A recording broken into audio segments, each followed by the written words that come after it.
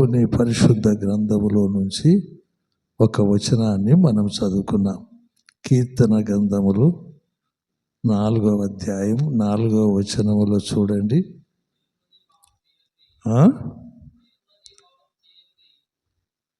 భయము నొంది పాపము చేయకుడి అని దేవుని వాక్యం ద్వారా మనం వింటున్నాం. చూడండి, బాగా గమనించండి. ఏముండాలా? భయం ఉండాలి. చూడండి, నువ్వు భయం లేకపోతే నీకు ఇష్టం వచ్చినట్టు జీవిస్తావు. నువ్వు దేవుణ్ణి గణపరచలేవు, దేవుని కృపా మహిమకు కీర్తి కలిగించలేవు. అందుకనే పరిశుద్ధ ఆత్మ దేవుడు ఏమన్నాడంటే, భయము నొంది పాపము చేయకుడి. చూడండి, పాపం చేస్తే ఏమవుతుంది చూసినారండి? కీర్తనల గ్రంథము 66వ అధ్యాయము 18వ వచనములో మీరు బైబిల్ చూస్తే మీకు అర్థమవుతుంది. నా హృదయములో నేను పాపమును లక్ష్యము చేసిన ఎడల, చూస్తారా? నువ్వు ప్రార్థన చేస్తే ఇంకా లాభంలే.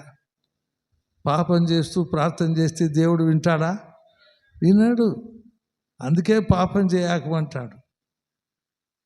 చూస్తానండి, దేవుడు పరిశుద్ధుడా కదా? పరిశుద్ధుడు పరిశుద్ధుడు పరిశుద్ధుడని దేవదూతల చేత గాన ప్రతిగానములతో పొగడబడుచున్నాడు అన్నాడు.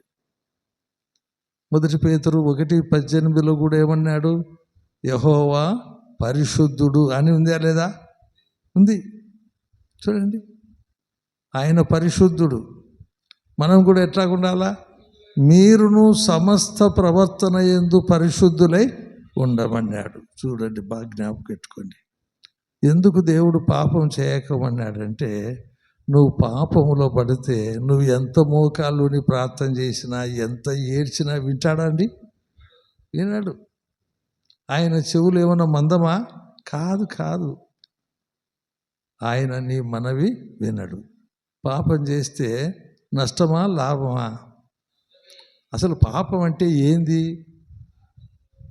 1 యోహాను పత్రిక 4వ అధ్యాయం 3వ వచనములో 3:4 4:3 చూడు. 3:4 పాపము చేయు ప్రతివాడును ఆజ్ఞను అతిక్రమించును. ఆజ్ఞాతిక్రమమే పాపము. చూడండి, దేవుని మాట వినకపోవడమే పాపం. ఆదాము వాళ్ళకి ఏం చెప్పినాడు? ఆ పండు దినమున నిశ్చయముగా మీరేమవుతారు? చచ్చిపోతారన్నాడు. తిన్నారా లేదా? ఏమైనారు? ఆత్మీయత పోయింది, మహిమ పోయింది, స్వరూపం పోయింది, దిగంబరులుగా మారినారు. చూడండి, పాపి దిగంబరా కదా? ఒకడు యెరూషలేము పట్టణం నుండి యెరికో పట్టణానికి దిగిపోతున్నాడా లేదా? దొంగల చేత చిక్కినాడా? చిక్కలేదా? చిక్కి కొట్టి వాని వస్త్రములు తీసుకొని పోయి రాలేదా? దిగంబరిగా చేసినారు. కాబట్టి పాపం చేస్తే మనకి ఏమాత్రం మేలుడు. రక్షించబడిన వారికి ఇంకొక మాట చెప్పినాడు. యోహాను సువార్త 5వ అధ్యాయం 14వ వచనములో మీరు చూడండి. అటు తర్వాత యేసు దేవాలయములో వానిని చూచి, ఇదిగో స్వస్థత నొందితివి. ఏమిటన్నాడు ఈయనవాడు? పక్షవాయుతున్నాడా లేదా? 38 ఏళ్ళ రోగిగా కదండి. చూడండి, యేసు ప్రభు ఏం చేసినాడు? స్వస్థత పడగోరుచున్నావా అని అడిగినాడా లేదా? అడిగినాడు. నాకు ఎవరు లేరు నాయన, ఆ కోనేట్లో దూత నీళ్లు కదిలించినప్పుడు నాకంటే ముందు దూత అంటే, అయితే నీ పరిపెత్తుకొని నడవమంటే నడిచినాడా? నడచలేదా? అయితే ఎవరు బాగు చేసింది కూడా వానికి తెలియదు. ఒకనాడు దేవాలయంలో దేవుడే కనుక్కున్నాడు. యేసు ప్రభు కనుక్కొని ఏమన్నాడు? ఇదిగో స్వస్థత నొందితివి. స్వస్థత నుండి రక్షించబడినాక మళ్ళా ఎక్కువ పాపం చేస్తే ఏముంది? మరి ఎక్కువ కీడు నీకు కలుగుతుంది. చూడండి, యోహాను సువార్త 8వ అధ్యాయం 11వ వచనంలో కూడా రాసినాడు. ఆమె లేదు ప్రభు నేను. అందుకు యేసు చూడండి, పాపంలో పట్టబడిందా లేదా? అందరు పట్టుకున్నారా లేదా? యేసు ప్రభు దగ్గర తెచ్చినారా లేదా? యేసు ప్రభు ఏమన్నాడు? తొందర చేస్తుంటే, మీలో పాపము లేని వాడు మొదట ఆమె మీద రాయి వేయవచ్చును అన్నాడు. ఎవరు నేసినారా? లేదు, అందరము పాపాత్ములమే. చూడండి, నువ్వు వెళ్ళి చూడండి, రాళ్ళ కింద ఉండాలనా లేదా? అందరు రాళ్ళ చేత కొట్టబడాలా లేదా? అమ్మా, ఎవరు నీకు శిక్ష విధించలేదంటే లేదు ప్రభు అనేది. అయితే నేను కూడా శిక్ష విధించను. నువ్వు వెళ్ళి ఏం చేయకు, పాపము చేయకు. చూడండి, బైబిల్లో బాగా చదవాలి మీరు. బైబిల్ను శ్రద్ధగా చదవాలి, సమయం ఇవ్వాలి. అన్నిటికంటే ముఖ్యంగా ప్రార్థనకు, బైబిల్ చదవడానికి, ధ్యానం చేయడానికి సమయం ఇవ్వాలి. మీరు బైబిల్ చదవకపోతే మీకు నోరు తెరవడానికి చేత కాదు. చూసినారండి, కీర్తన 81వ అధ్యాయం 10వ వచనములో ఒక మాట అన్నాడా లేదా? నీ నోరు బాగుగా నేను దాన్ని ఏం చేస్తా, నింపేదని అన్నాడు. చూడండి, మీరు గిన్నెలో అన్నం ముద్ద కలుపుకున్నాక చెయ్యి నోటి కాటికి వస్తే నోరు తెరుస్తుందా తెరదా? అట్లా తెరవమంటాడు దేవుడు. నోరు తెరువు బాగా, నేను నింపుతా. నీ నోరు బాగుగా తెరువు, నేను దాన్ని నింపేదని అంటున్నాడు. నింపేది ఎవరు? దేవుడు. నువ్వు ధైర్యం తెచ్చుకొని నిలబడాలా. అంటే బైబిల్ హృదయం నిండిన దాన్ని బట్టి నోరు మాట్లాడతాడు. మన హృదయంలో వాక్యమే లేకపోతే ఏం మాట్లాడడం. మరి ఎందుకు దేవుడు పాపము చేయకమన్నాడు? 1 యోహాను పత్రిక 3వ అధ్యాయం 8వ వచనములో కూడా ఆయన రాసినాడు. ఏం రాసినాడో చూడండి.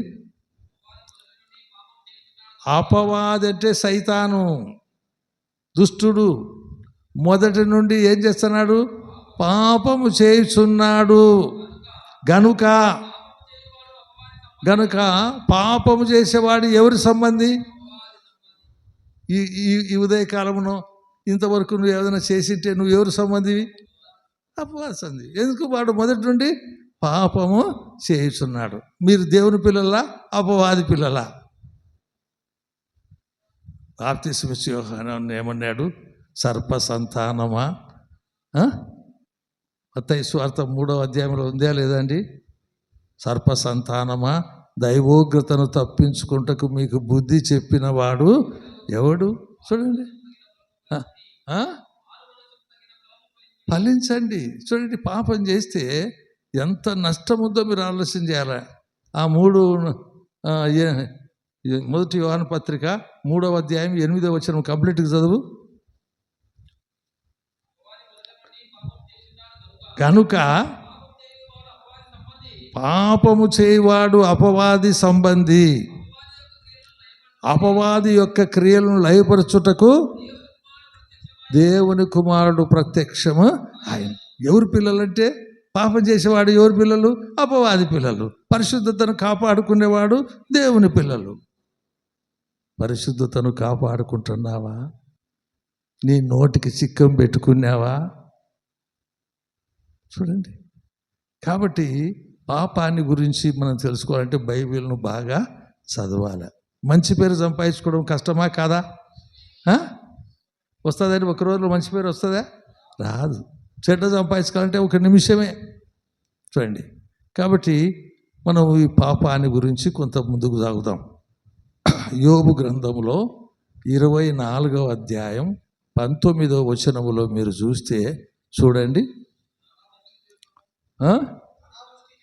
అనావృష్టి చేతను, ఉష్ణము చేత అంటే వేడిమి చేతను, మంచు నీళ్లు ఎగిరిపోవునట్లు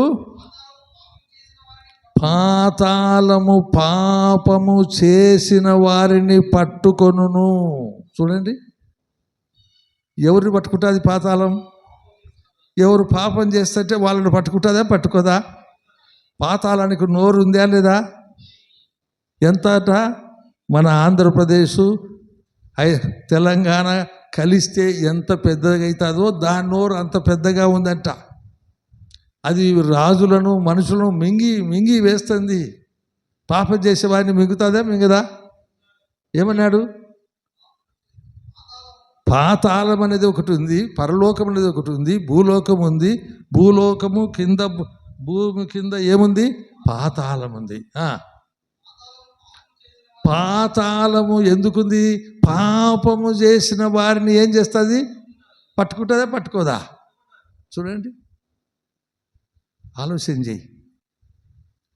మరి యోహాను సువార్త 8వ అధ్యాయం 3వ వచనములో ఏముందో చూడు. యోహాను సువార్త 8వ అధ్యాయం 3వ వచనం. శాస్త్రులను పరిసయ్యులను వ్యభిచారమందు పట్టబడిన యొక్క స్త్రీని చూసినానండి. ఆమె అనుకుంటుంది నేను దొరుకుతానాలే అనుకుంటుంది, అంతే కదా. జింక లెక్క పారిపోతలే అనుకుంటారు. దొరికిందే దొరకలేదా?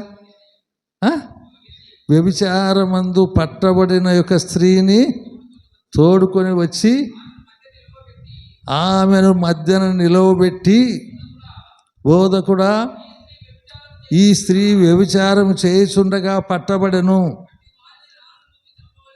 ధర్మశాస్త్ర ప్రకారం ఏం చేయాలా? రుజువు అయిద్దా లేదా? చేస్తుండగానే పట్టుకున్నారు. చూడండి, రాళ్ళతో కొట్టి చంపాలి కదా. అయితే కనికరం గల దేవుడు అక్కడ ఉన్నాడు కాబట్టి ఏమన్నాడు? మీలో పాపము లేనివాడు మొదట రాయి వేయమన్నాడు. పాపం లేనివాడు భూమి మీద ఎవడని ఉన్నాడా? నీతిమంతుడు ఎవడని ఉన్నాడా? లేడు. అందరూ నాలో పాపం ఉంది, నాలో పాపం ఉంది రాళ్ళు కింద వేసి చెప్పకుండా పోయిపోయినారు అంతా. తర్వాత యేసు ప్రభు అడిగిన, అమ్మా నీకు ఎవరు శిక్ష విధించలేదంటే, లేదు ప్రభువా అనింది. ప్రభు అనిందే లేదా? అనింది. లేదు ప్రభు అంటే, అమ్మా నేను కూడా నీకు శిక్ష విధించను, నీ కొరకు సిలువలో ప్రాణం పెట్టబోతున్నానమ్మా అన్నాడు. చూస్తారండి, పట్టుకుంటుందా పట్టుకోదండి? అవమానం వస్తుందా కాదా? ఇర్మియా గ్రంథం 2వ అధ్యాయం 26వ వచనములో చూడండి. ఇర్మియా గ్రంథం 2వ అధ్యాయం 26వ వచనం. నిదానంగా. దొరికిన దొంగ. దొరకకపోతే దొర కదా? దొంగ దొరకకపోతే దొరనా కాదా? చూడండి, దొరికిన దొంగ ఏమవుతాడు? సిగ్గుపడతాడా పడడా? దొరికిన దొంగ సిగ్గుపడినట్లు ఇశ్రాయేలు కుటుంబం వారు అంటే పాపం చేసేవారు సిగ్గుపడతారా పడరా? దొరికేది ఖాయమా కాదా? చూడండి, అయితే పాతాళం కూడా పట్టుకునేది ఖాయమా కాదా? చూడండి ఎంత బాగా రాసినాడు.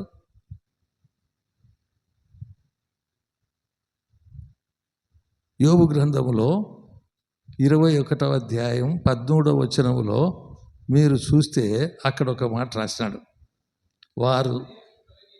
వారు అంటే శ్రేయస్సు అంటే సుఖము కలిగి, ఘనత కలిగి, వారు శ్రేయస్సు కలిగి తమ దినములు గడుపుదురు, ఒక్క క్షణములోనే పాతాళానికి దిగిపోదురు. ఎంతసేపు అంట? సెకండే. ఇక్కడ ఘనంగా జీవిస్తున్నారు కదండి.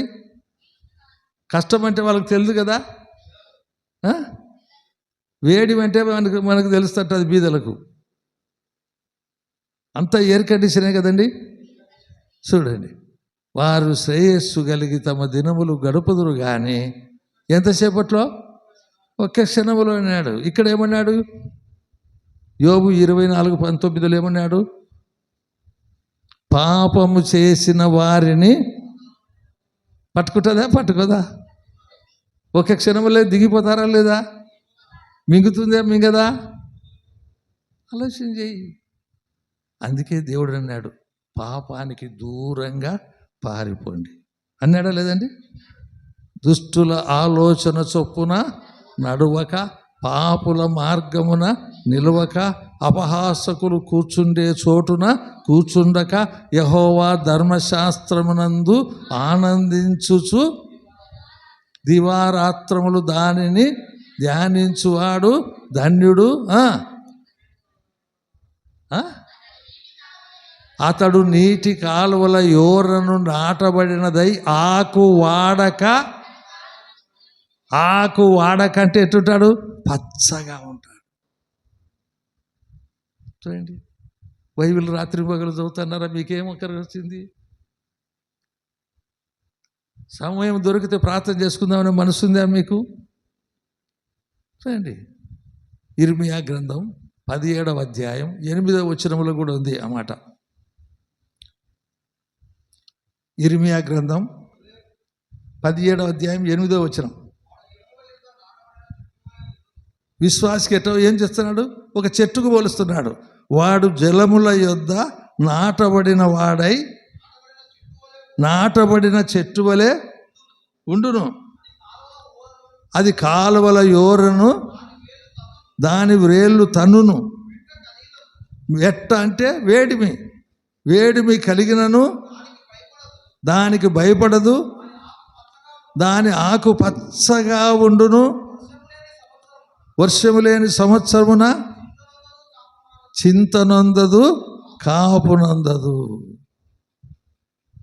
చూడండి, బైబిల్ చదివితే ఎంత మేలుంది.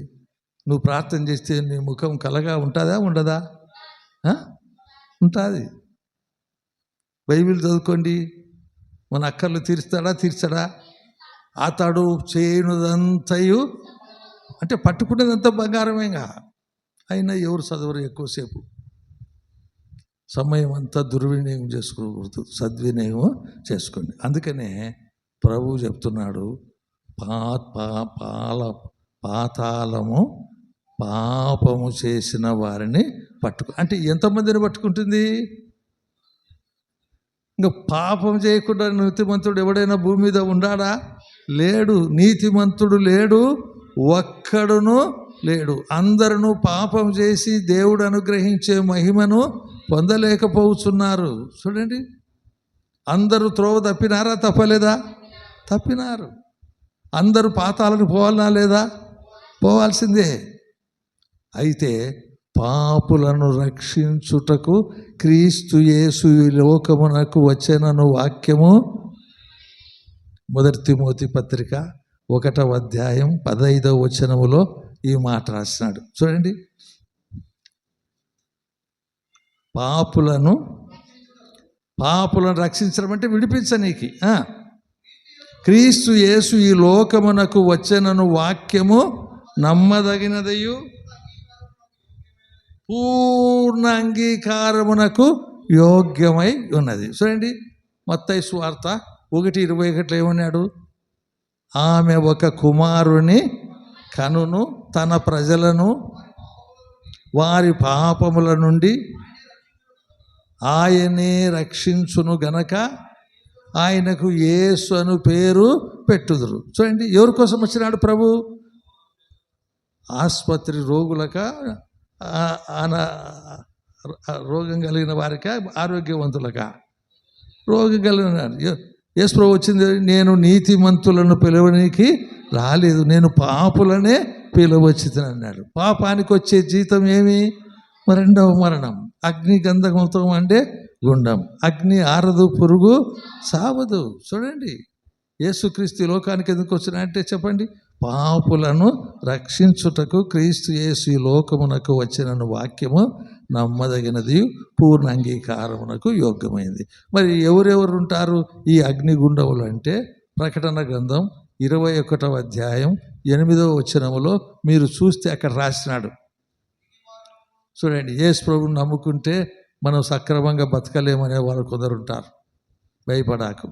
పిరికి వారును, అవిశ్వాసులు అంటే ఏమి లేనివారు, విశ్వాసము లేనివారు, అసఖ్యులు అంటే పాపాన్ని ప్రేమించేవారు, నరహంతకులు, వ్యభిచారులను, మాంత్రికులను, విగ్రహారాధస్తులను, అబద్ధికులందరూ అగ్ని గంధకములతో మండు గుండములో పాలు పంపులు పొందుదురు. ఇది రెండవ. చూడండి ఎంత కఠినంగా రాసినాడు. కఠినమా కాదా? ఈ ఈ మాటలన్నీ గుర్తుపెట్టుకోండి. మొదటిది ఏమన్నాడు? పిరికివారు. 2 అవిశ్వాసులు. 3 అసహ్యత గల అంటే పాపాన్ని ప్రేమించారు. 4 నరహంతకులు, వ్యభిచారులు, మాంత్రికులు, విగ్రహారాధికులు. ఈ అబద్ధం ఎన్నిసార్లు ఆడుతుంటారో చెప్పండి. ఎట్లా ఇంత కఠినమైనది మరి ఎట్లా చెప్పండి? మరి ఎవడైనా అబద్ధం ఆడితే మళ్ళీ మార్గం ఉందా లేదా? ప్రకటన గ్రంథంలో చూడండి ఒక మాట. ప్రకటన గ్రంథం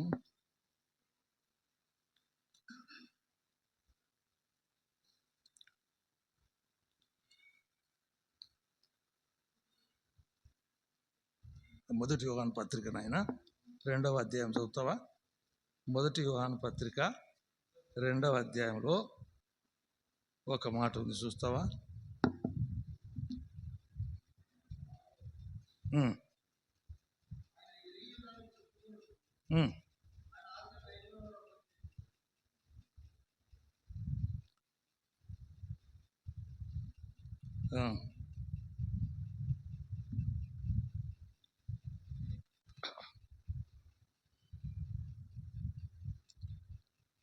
పదకొండు నాకు చూద్దామా?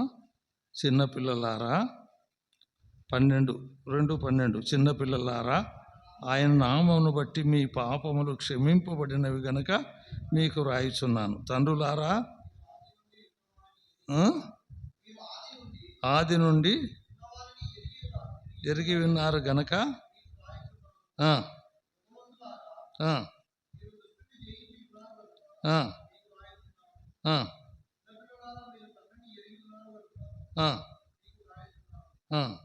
మీరు దుష్టుని ఇక్కడ 2వ అధ్యాయంలో చూస్తావు నాయన. 1వ వచనం చదువు. నా పిల్లలారా, మీరు పాపము చేయకుండుటకై ఈ సంగతులను వ్రాయిచున్నాను.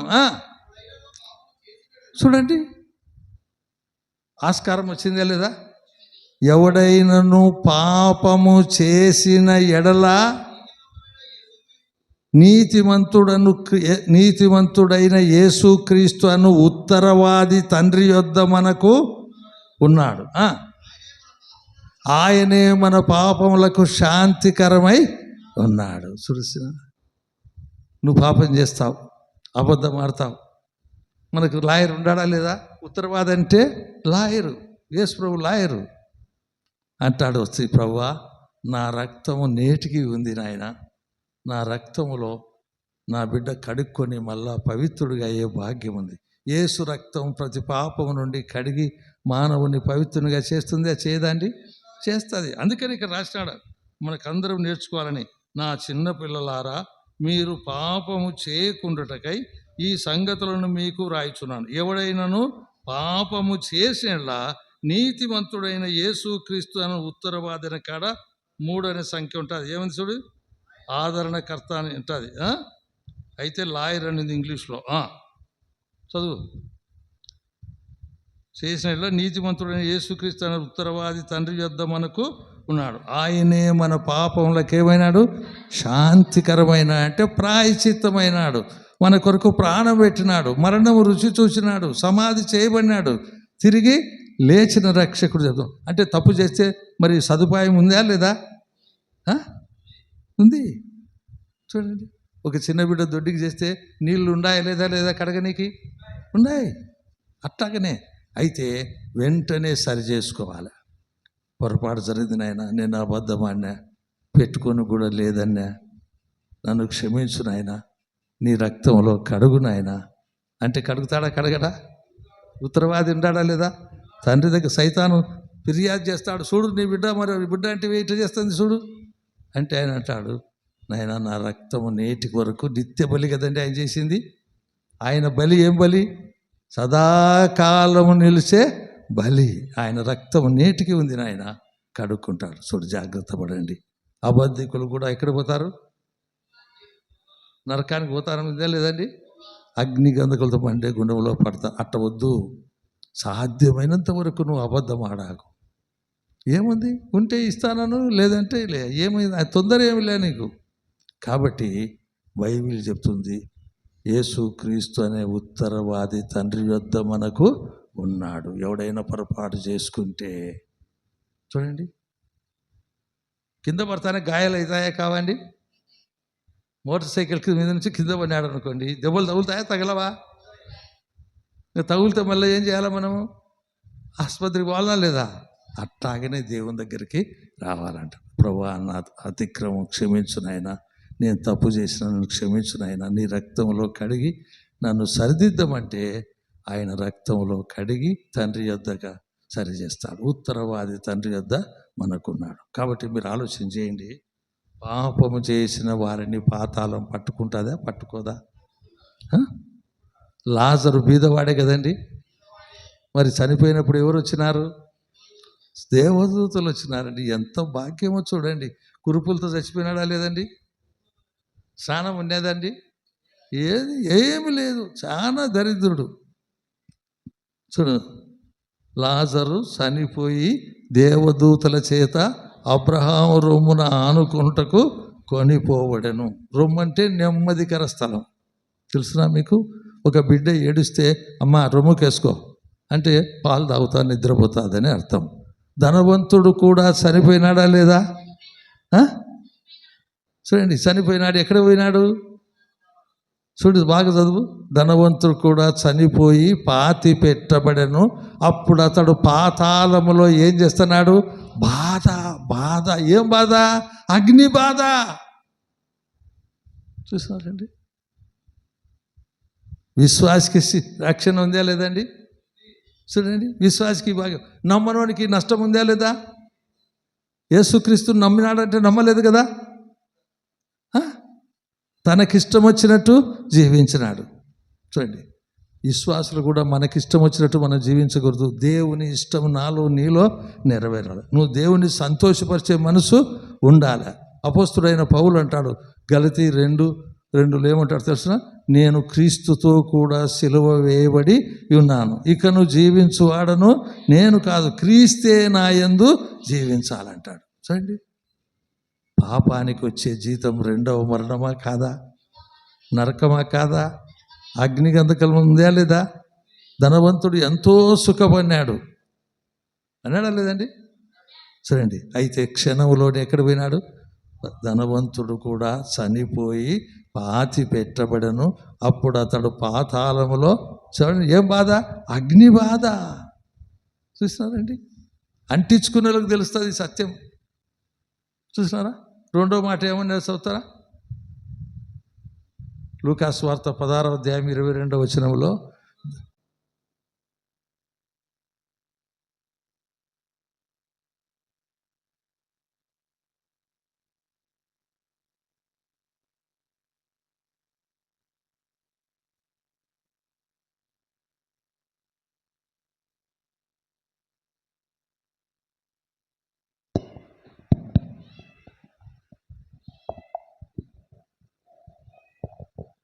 ధనవంతుడు కూడా చనిపోయి పాతి పెట్టబడెను. అప్పుడు అతడు పాతాళములో ఏం చేస్తున్నాడు? బాధ. గర్భిణీ స్త్రీకి గర్భం వచ్చిన ముంచుకి నొప్పులు ఉంటాయండి? ఉండవు. కాన్పు సమయం వచ్చినప్పుడే నొప్పులు ఉంటాయి. తర్వాత కుమారుని కన్నాక నేను లోకంలో ఒక కుమారుని ప్రవేశపెట్టినానని ఆమెకు సంతోషంతో ఉంటుంది. ఇది అట్ట కాదు.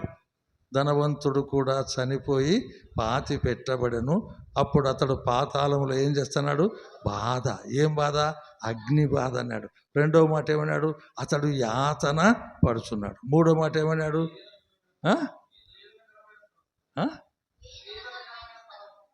ఏందో వేదనకరమైందంటే లేబర్ రూమ్ అంటారు ఇంగ్లీష్లో. ఒక స్త్రీ ప్రసవించేటప్పుడు వాళ్ళకు ఒక గది ఉంటుంది, లేబర్ రూమ్ అంటారు. ఆ గదిలో ఆమె కాన్పు నొప్పులు భరించలేక ఏడుస్తుంది, రొమ్ము కొట్టుకుంటుంది. చూడండి ఎంత వేదన. అప్పుడు అతడు పైకి చూస్తే లాజరు కనపడుతున్నాడు. కనపడితే ఏందిరబ్బా, వాడు పైన ఉన్నాడు, నేను అగ్నిలో ఉండా, వాడు నెమ్మదిగా ఉన్నాడు, నేను ఏడుస్తున్నాను. ఆ తండ్రి అయిన అబ్రహాముతో అడిగిన, నా తండ్రి అయిన అబ్రహామా, నా యందు కనికరపడి తన వ్రేలు కొనను ముంచి నా నాలుకను చల్లార్చుటకు లాజరును పంపమన్నాడా అండి? అంటే కళ్ళు కూడా పనిచేస్తున్నాయా లేదా? నోరు పనిచేస్తుందా లేదండి? పండ్లు కూడా పటపట కొరుకుతాయండి. చూడండి, అప్పుడు ఆయన ఏమన్నాడండి? అందుకు అబ్రహాము మంచిగానే పిలుస్తున్నాడు, యూదుడు, నా కుమారుడా, నీకు నీ జీవిత కాలము నీకిష్టమైనట్టు సుఖము అనుభవించింది. అలాగున లాజరు కష్టం అనుభవించానని జ్ఞాపకం చేసుకో. ఇప్పుడైతే వాడు ఇక్కడ నెమ్మది పొందుతున్నాడు. విశ్వాసికి అవిశ్వాసికి తేడా ఇదే. విశ్వాసి చనిపోతే దేవదూతల చేత కొనిపోబడతాడు. అవిశ్వాసి చచ్చిపోతే పాతాళంలో ఏమవుతాడు? పడతాడు. ఎంతసేపు? క్షణమే. వారు శ్రేయస్సు కలిగి తమ దినములు గడుపుదురు కానీ ఒక్క క్షణములోనే పాతాళానికి దిగిపోతారు. పాతాళంలో ఏముంది? అగ్ని, యాతన, వేదన, తర్వాత బాధ. అట చూస్తే లాజరు గాడు కనపడుతున్నాడు. తండ్రి అయిన అబ్రహామ, నా ఎందుకు కనికరపడి తన వ్రేలుకొన నీళ్ళలో ముంచి నా నాలుకను చల్లార్చుటకు పంపు నాయన అంటే ఏమన్నాడండి అబ్రహాము? అతని మాటకి విన్నాడా? ఏమన్నాడు చెప్పు? కుమారుడా, నీ జీవితకాలం ముందు నీకు ఇష్టమైనట్టు సుఖము. కొందరు అంటారు నా శరీరం నా ఇష్టం అంటున్నారు. నీ శరీరమా? దేవుడిచ్చింది కదా. 1 కొరింథీ 6:19 మీ దేహములు దేవుని వలన మీకు అనుగ్రహింపబడి మీలోనున్న పరిశుద్ధాత్మ దేవునికి ఆలయమై ఉన్నారని ఎరగరా? మీరు మీ సొత్తు కారు, మీరు విలువపెట్టి కొనబడిన వారు. మీ దేహముతో దేవుని మహిమపరచండి. చూసినారండి? నీ జీవితకాలం నీకు ఇష్టమైనట్టు సుఖముని. అదే సమయంలో లాజరు కష్టం అనుభవించనని జ్ఞాపకం చేసుకో. అక్కడి వారు ఇక్కడికి రానికి వీలు లేదు నాయన. లాజరు వస్తే మృతులోనికి లేస్తే మనుషులు నమ్ముతారు. అట్లా లేనే లేదు. అక్కడ మోసే ప్రవక్తలు ఉన్నారా లేదండి? మోసే ప్రవక్తలు ఉన్నారు. అక్కడికి పోతే వాళ్ళు సువార్త చెప్తారు, ఆయన మాట వింటే బ్రతుకుతారన్నాడు. చూడండి, ఇప్పుడు మనం సువార్త చెప్తున్నామా లేదా? వింటే బ్రతుకుతారు, వినుకుంటే అగ్నిలో పడతారు. నీ ఇష్టమే నెరవేర్చుకో. ఒకనాడు ఏడుస్తుంటావు, పొద్దు నూకులు రాదు, ఆరిగిపోయేది కాదు. అగ్ని ఆరదు, పురుగు సావదు. నువ్వు పాపంలో చచ్చిపోతే ఎంత నష్టం ఉందో నీకు ఇప్పుడు అర్థం కాదు. చనిపోయిన క్షణంలోనే అగ్నిగుండంలో పడతావు. అక్కడి నుంచి బాధ, యాతన, వేదనకరంగా కేకలు పెడుతుంటావు. అయితే లాజరు కష్టం అనుభవించినాడా లేదా? ఎవరైనా ఆదరించినారా? ఒక గ్లాస్ నీళ్ళు ఇచ్చిన వాళ్ళు ఉండారా? లేరండి.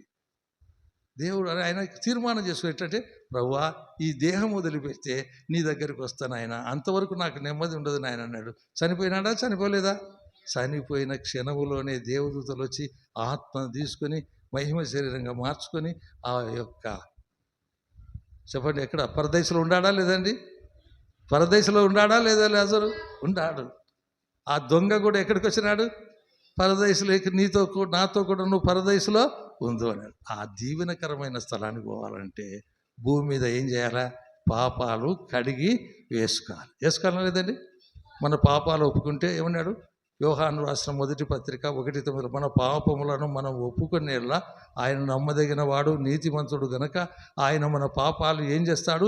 క్షమించి సమస్త దుర్నీతి నుండి పవిత్రులుగా చేస్తాడు. యేసు రక్తము ప్రతి పాపం నుండి కడిగి మానవుని పవిత్రంగా చేస్తాడు. ఆయన పొందిన గాయముల ద్వారా, దెబ్బల ద్వారా మన ఆత్మకు అంటుకున్న పాప రోగానికి స్వస్థత, సమాధానం ఇస్తాడని రాసినందుకు ఈ దేవునికి స్తోత్రం. కుమారుని యందు విశ్వాసం ఉంచడం ద్వారా, ఆయన నామమును అంగీకరించడం ద్వారా దేవుని బిడ్డలగుటకు అధికారం మనకు అనుగ్రహించి. అందుకనే చెప్తున్నాడు, పాపం జోలికి పోవాకండి. 1 పేతురు పత్రిక, ఒక్క మాట చెప్పి ముగిస్తాను. 1 పేతురు పత్రిక 4వ అధ్యాయం 2వ వచనంలో చూడండి.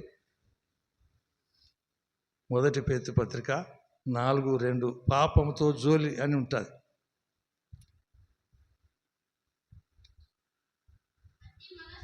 అట్టి మనస్సును క్రీస్తు కూడా శ్రమ పొందాను కనుక మీరును అట్టి మనస్సును ఆయుధముగా శరీర విషయంలో శ్రమపడిన వాడు శరీరమందు జీవించు.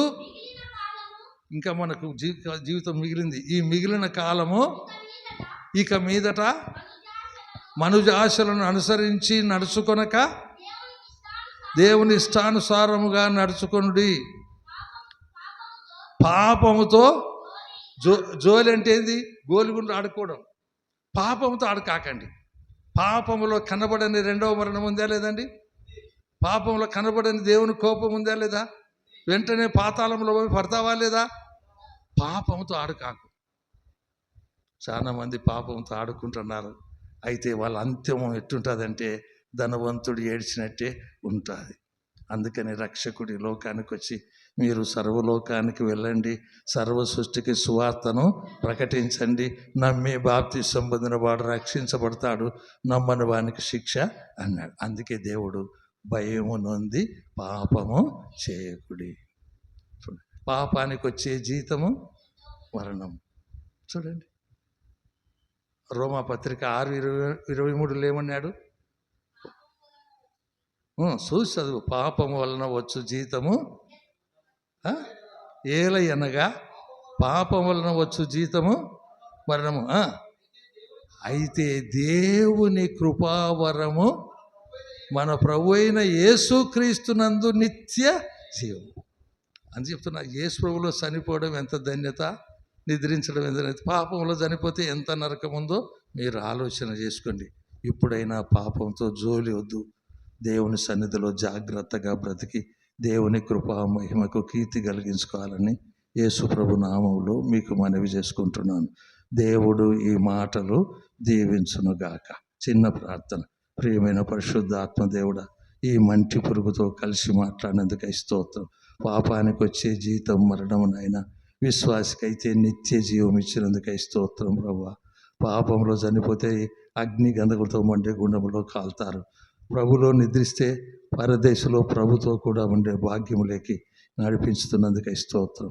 ఈ తేడాను గ్రహించి నీ బిడ్డలు జాగ్రత్తగా ఈ లోక మాలిన్యం అంటించుకోకుండా, పాపముతో జోలి లేకుండా పరిశుద్ధులుగా నిత్యం ఆనందభరితులయ్యే భాగ్యములేకి దయచేయమని, ఈ కుటుంబాలను దీవించమని యేసు ప్రభు అతి పరిశుద్ధమైన శక్తిగల నామంలో దీన మనస్సుతో అడుగుచున్నాము తండ్రి, ఆమెన్.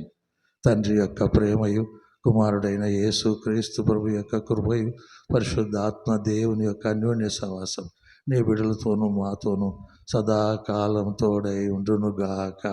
ఆమెన్.